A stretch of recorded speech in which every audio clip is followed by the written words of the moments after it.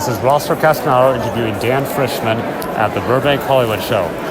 So now, how did you get cast in Head of the Class? You know, I had played the nerd character several times before in comedy improv groups. Huh. So when I finally got the audition to play a nerd, I really kind of had it in my back pocket. I kind of already knew what I was going to do, and I just hoped they would like it, and obviously they did.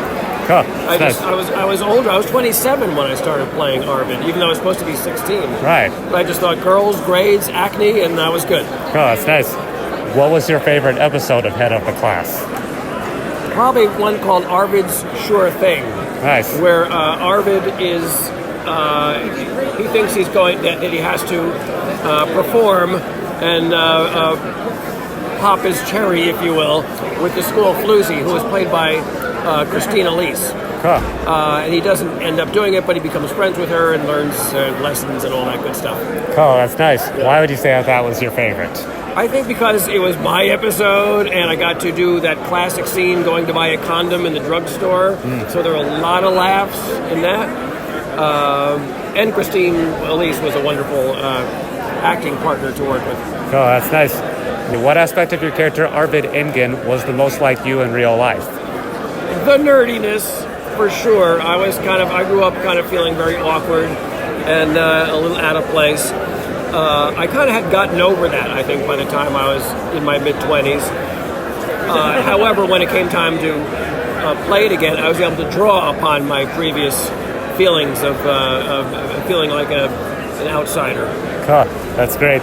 And what was the funniest moment that you had while filming Kenan and Kel? That's a good question. There's so many funny moments in that show. You know, there's one line that my character said that people always remember. Somebody even said it to me today.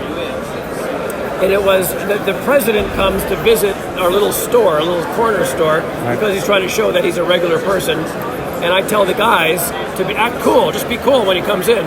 But I turn into a mush.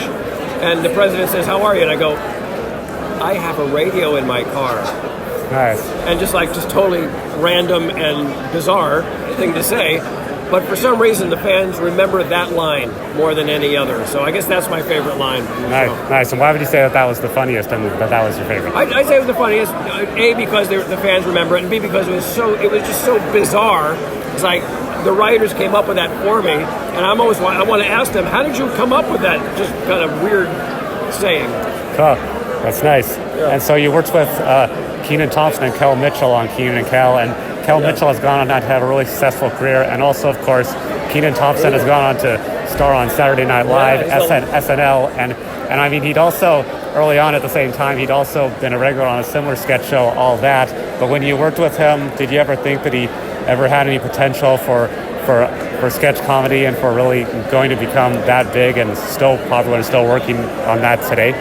Well, I would say it doesn't surprise. I didn't really have an inkling that they would do that, but it also does not surprise me that Kenan has become now the longest-running cast member ever on SNL, because they're both of them very talented in their own right. Yeah. So I just figured that whatever happened to them was just a blessing to the comedy community. That the audience would love it, would love them.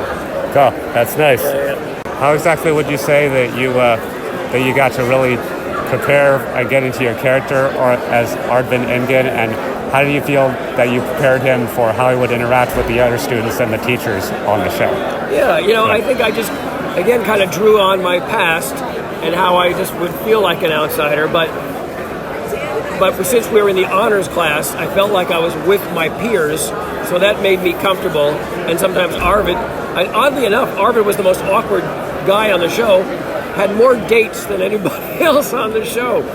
But I think that was because it was always funny when Arvid would try to act cool with the girls. But it wasn't that big a stretch for me to have to really work hard as an actor. I was always just looking for where's the laugh. I see. Cool. That's great. Well, thank you for allowing me to interview you. Roster, good to meet you. Thank you. Good to meet you too, Dan. Thanks. Well, there you have it. That was Roster Castanaro interviewing Dan Frischman.